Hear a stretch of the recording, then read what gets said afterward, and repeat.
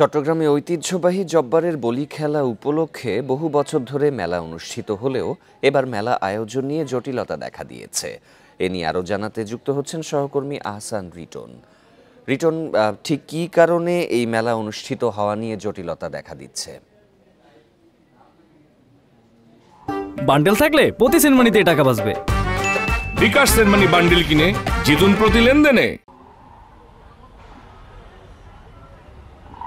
দেখুন, আমি এই মুহূর্তে আছি চট্টগ্রামের লালদিঘি ময়দানে। আপনি আমার ঠিক পেছনটা যদি দেখেন তাহলে আপনি দেখবেন যে একটি মঞ্চ তৈরি করা হচ্ছে, যে মঞ্চে এবার 116তম যে বলি খেলা অনুষ্ঠিত হবে, সেই বলি খেলায় আগামীকালকে বিকেল 4টায় শতাধিক বলি এখানে তারা অংশ নেবেন এবং সেখান থেকে পর্যায়ক্রমে যারা জয়ী হবেন তাদের হাতে পুরস্কার তুলে দেওয়া হবে।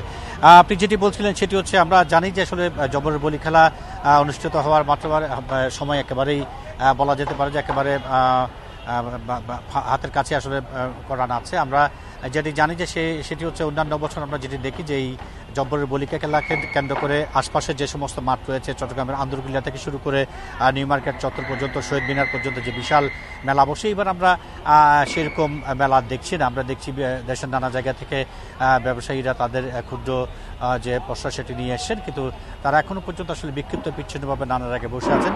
এটি নিয়ে আসলে যেটি মেলা কর্তৃপক্ষ থেকে বলা হচ্ছে সেটি হচ্ছে বর্তমান গত 5ই আগস্টের পরে আসলে এই বছর প্রথম মেলা হচ্ছে, সঙ্গত কারণে কোনো রকম অপ্রীতিকর ঘটনা ঘটতে পারে এমন একটি শঙ্কা থেকে প্রশাসনের পক্ষ থেকে আসলে কিছুটা মেলার যে পরিধি সেটি কমানো হয়েছে। আমরা এখানে যারা আয়োজক রয়েছেন তাদের সাথে কথা বলছি, তারা যেটি বলছেন সেটি হচ্ছে ইতিমধ্যে মেলা কর্তৃপক্ষের বেশ কয়েকজন চট্টগ্রাম মেট্রোপলিটন পুলিশের সঙ্গে যোগাযোগ শুরু করেছে এবং এই মুহূর্তে বৈঠক চলছে।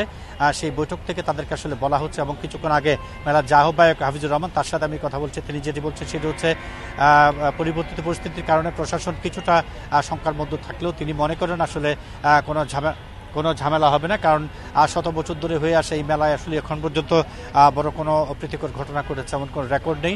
সেই জায়গা থেকে তারা মনে করেন যে এবারও কোনো কিছু হবে না। তারপরেও তারা প্রশাসনকে বুঝিয়ে যাচ্ছেন এবং তারা ধারণা করছেন যে আজকে বিকেলের মধ্যে একটি পজিটিভ রেজাল্ট তারা পাবেন এবং দূর দূরান্ত থেকে যে সমস্ত দোকানদাররা এসেছেন তারা হয়তো নির্বিঘ্নে তাদের যে ব্যবসা সেটি চালিয়ে নিতে পারবেন। আমরা কয়েকজন দোকানদারের সাথে কথা বলেছি, সে নারায়ণগঞ্জ, গাজীপুর, ঠাকুরগাঁও, কুড়িগ্রাম থেকে পর্যন্ত এখানে ব্যবসায়ীরা এসছেন। তারা বলছেন যদি তাদেরকে ব্যবসা করতে দেওয়া না হয় তাহলে তাদের দীর্ঘদিন ধরে যে মেলার জন্য তারা অপেক্ষা করেন সেই জায়গায় তারা আসলে বড় আয়োজন পুরোপুরি সঠিকভাবে সম্পন্ন হোক, এটাই সকলের প্রত্যাশা। চট্টগ্রাম থেকে জানাচ্ছিলেন সহকর্মী আহসান রিটন।